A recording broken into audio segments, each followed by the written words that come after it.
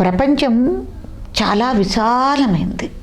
ఈ విశాల ప్రపంచంలో అనేక మంది యోగులు ఉన్నారు, మునులు ఉన్నారు, తర్వాత గురువులు ఉన్నారు, మహాశక్తివంతమైన జ్ఞానులు ఉన్నారు, అఘోరాలు ఉన్నారు, సాధువులు ఉన్నారు, ఋషులు ఉన్నారు, చాలామంది మహత్తరమైన మనుషులు ఉన్నారు. వాళ్ళందరూ ఉండబట్టే ఇంకా ప్రపంచం ఈ రకంగా మనమందరం ఉంటున్నాం. లేకపోతే ఏమైపోయేది. మనకు తెలియని మహాశక్తులు ఎన్నో ఈ ప్రపంచాన్ని నడిపిస్తున్నాయి. తెలుసా తల్లి? తెలుసా? ఇవాళ మనం ఇక్కడ ఉన్నామంటే మనకు తెలియకుండానే మన వెనకాతలు ఎన్నో శక్తి మార్గాలు, ఎంతో సాధనా పరులు వెనకాతలు ఉన్నారు. వాళ్ళందరి ఇది వల్లే మనం ఈ రోజున ఇలా ఉంటున్నాం. అది ఎవరు ఎలా ఉన్నారు, ఎక్కడున్నారు, హిమాలయాల్లో ఉన్నారా, ఎక్కడున్నారు, ఎట్టా సుభిక్షంగా మన భూమిని కాపాడుతున్నారు, మానవ జాతిని కాపాడుతున్నారు అన్నది చాలా ఇది ఒక లోతైన ఒక పరిశీలన. ఎవరు పడితే వాళ్ళు అజ్ఞానంతో ఏది పడితే అది మాట్లాడటం అనేది అది పద్ధతి కాదు. జ్ఞానులు మహర్షులు చాలామంది ఉన్నారు, నడిపిస్తున్నారు. దానికి మనకి ఉదాహరణ షిరిడి బాబా గారు కానీ, పుట్టపర్తి బాబా గారు కానీ, రమణ మహర్షులు వారు కానీ, రాఘవేంద్ర స్వామి కానీ, అట్లాగే కురుమద్దాలి మాలపిచ్చమ్మ తల్లి కానీ, ఎంతోమంది మహానుభావులు ఉన్నారు. ఇంకా వెంకన్న గారని ఎంతోమంది ఉన్నారమ్మా. ఎంతమందో ఉన్నారు మనకు తెలిసి తెలియని వాడని. ఎవరిని వాళ్ళందరూ మహత్తర శక్తులని చాలామంది గురువులు, చాలామంది శిష్యులు నమ్ముతున్నారు. కాబట్టి మనం ఎవరిని తప్పుపట్టి అజ్ఞానంగా మాట అంటాం అనేది పాపం ఒడిగట్టుకోవటమే. సరే, అలాగే అనుకున్నాం. గారడి గారు అంటున్నాడు, లేకపోతే శివలింగాలు సృష్టిస్తున్నాడు. మీకు ఒక విషయం చెప్తాను.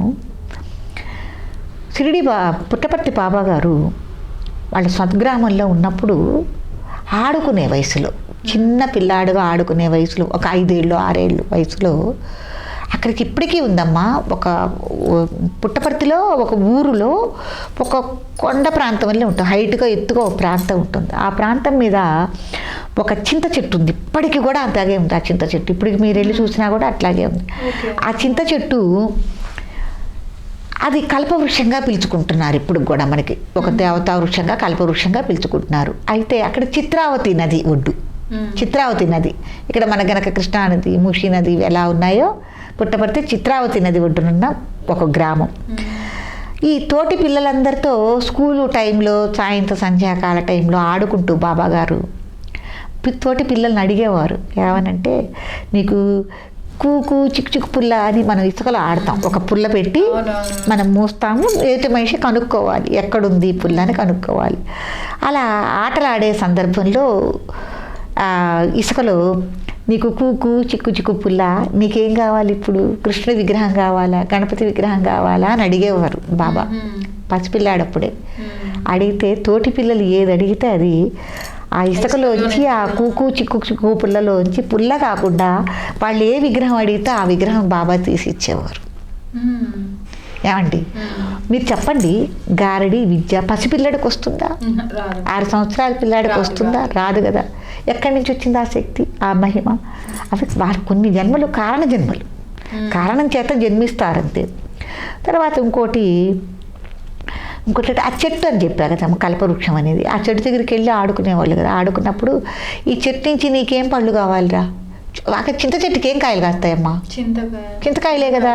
అట్లాంటిది బాబా మామిడి పండు కావాలంటే మామిడి పండు ఇచ్చేవారు, ద్రాక్ష పండు కావాలంటే ద్రాక్ష పండు ఇచ్చేవారు. ఎవరు ఏది కావాలంటే ఆ చెట్టు నుంచి కోసి తోటి పిల్లలందరికీ ఇచ్చేవాళ్ళు, తినిపించేవాళ్ళు. మరి అప్పుడు చూసిన వాళ్ళు అబద్ధం ఆడారా, లేకపోతే ఆయనతో ఈ అనుభవాలన్నీ పంచుకున్న తోటి విద్యార్థులందరూ అబద్ధం చెప్పారా? ఎవరు చెప్పారు మీరు చెప్పండి కదా. అట్లాంటి అనుభూతులు కొన్ని లక్షల భక్తులు అనుభవించి ఉన్నారు. సరే, ఏదేదైనా ఆయన వల్ల కొన్ని జిల్లాలకి మంచినీళ్ళ సదుపాయం అని, వైద్య సదుపాయాలని, ఇవాళ మీరు పుట్టపర్తి పోయి చూస్తే అమ్మా, హిందూ మతం పరిపూర్ణంగా బతికుంది ఈ రోజున అనంటే ఒక పుట్టపర్తిలోనే బతికుంది హిందూ ధర్మం. హిందూ స్త్రీ ఎలా ఉండాలి, ఎట్లా ఆచరణలు ఉండాలి, ఎలా వేదాలు పరిరక్షించబడాలి అనని అక్కడ మీరు ఒక్కసారి వెళ్ళి చూస్తే ఒక అద్భుతం అది. ఎవరు చేయటం లేదు కదా. విమర్శించే వాళ్ళందరూ చేస్తున్నారా, అన్న వాళ్ళందరూ చేస్తున్నారా? ఇవాళ హిందూ ధర్మం ఎవరైనా ఆడగూతురు ఇట్ట పముడు చెంగు తీయదు తల్లి. తీయదు. మీరు ఎంబీబీఎస్ చదువుకున్న వాళ్ళు అక్కడ అన్ని కాలేజీలు ఉన్నాయి. ఎంబీబీఎస్ చదువుకునే డాక్టర్ కోర్స్ చదువుకునే అమ్మాయి అయినా సరే చక్కగా ఇట్లా నిండుగా చీర కట్టుకోవాలి, పౌటి కప్పుకోవాలి. ఈ రోజున ఏ గ్రామాల్లో కానీ ఏ సిటీల్లో కూడా తెల్లవారుజామున నగర సంకీర్తన అనేది జరగాలి. అసలు నగరానికి భూతపేత పిశాచాలు బాధలు కానీ ఏమీ రావు అని అంటారు. ఇవాళ పరిపూర్ణంగా నగర సంకీర్తన తెల్లవారుజామున జరుగుతోంది పుట్టపర్తిలో. ఎక్కడ జరుగుతోంది చెప్పండి, చెప్పండి. పరిపూర్ణంగా జరుగుతోంది. హిందూ ధర్మం ఎక్కడ కాపాడబడుతోంది, అక్కడ కాపాడబడుతోంది కదా. అనేక మందికి వైద్య సదుపాయం కానీ నీళ్ళ వసతి కానీ ఇవన్నీ కలిగినాయా లేదా? ఇప్పుడు అసలు మన వాళ్ళందరినీ పక్కదోవలు పట్టేసేసి వాళ్ళ యొక్క సంస్కృతి సాంప్రదాయాలు మనని కలిపేసుకోవాలనుకున్న ఈ రోజుల్లో ఒక ఫారిన్ వాళ్ళని కూడా తీసుకొచ్చి కూర్చోపెట్టి అక్కడ చీరలు కట్టుకోవటం విధానమే కాదమ్మా. హరే రామ హరే కృష్ణ ఓం నమ శివాయ అని జపం చేస్తూ మనమన్నా ఊరికే చేస్తాం, ఏదో ఉండి చేయనట్టు. వాళ్ళిట కన్ననీళ్ల పర్యంతమై భక్తి పారవేశంతో చేస్తారు తల్లి. కాబట్టి ఎక్కడికి వెళ్ళినా కూడా ఇలా మనం ఆలోచించను. ఎవ్వరు ఏ గురువునైనా సరే మనం నిందించరాదండి, తప్పు పట్టరాదు. అంత వాళ్ళం మనం కాదు. కాబట్టి మహనీయుల్ని మహానుభావుల్ని మనం అనుకుంటే పాపాన పోతాము.